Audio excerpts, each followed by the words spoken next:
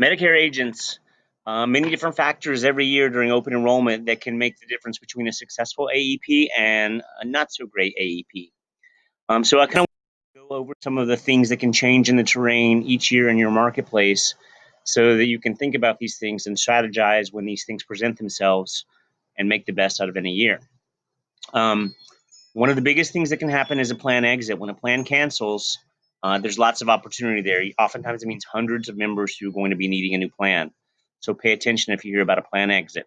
My best year ever in Medicare, um, a certain carrier canceled, and then the plans they rolled out were very, very expensive compared to the year before.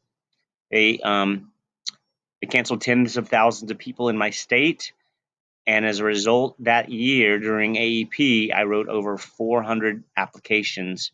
And for the year, I wrote 500. So a plan exit can be a gorgeous thing. I've also been on the other side of that when a plan that you've got 100 or 200 members is exiting, and you've got to stay in touch with those people and get them onto a new and competitive plan. So it cuts both ways. New plans coming into the market. It's an exciting year here in Hawaii, over on the Big Island this year. Unless you've been dual eligible, meaning you have Medicare and Quest, there have not been competitive Medicare Advantage plans for the Medicare members over there. Cheapest plan was about $70, and it really is hard to say how it was any better than original Medicare, except that it had Part D, and many of the plans were $150 a month or higher.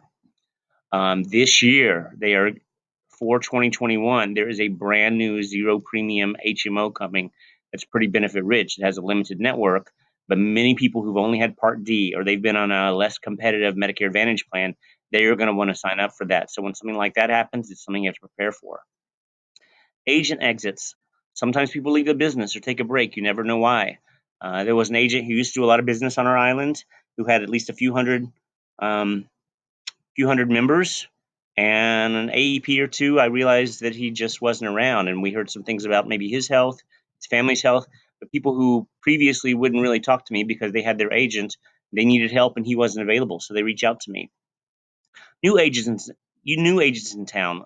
There's always, if people pay attention, there aren't a lot of great opportunities in America. So somebody new may always be signing up for this business because it's a great business to be in. And so that's a reason for you to keep your edge and to manage and protect your business so that when new competition does come inevitably, they're not so much as a threat as much as they are a colleague.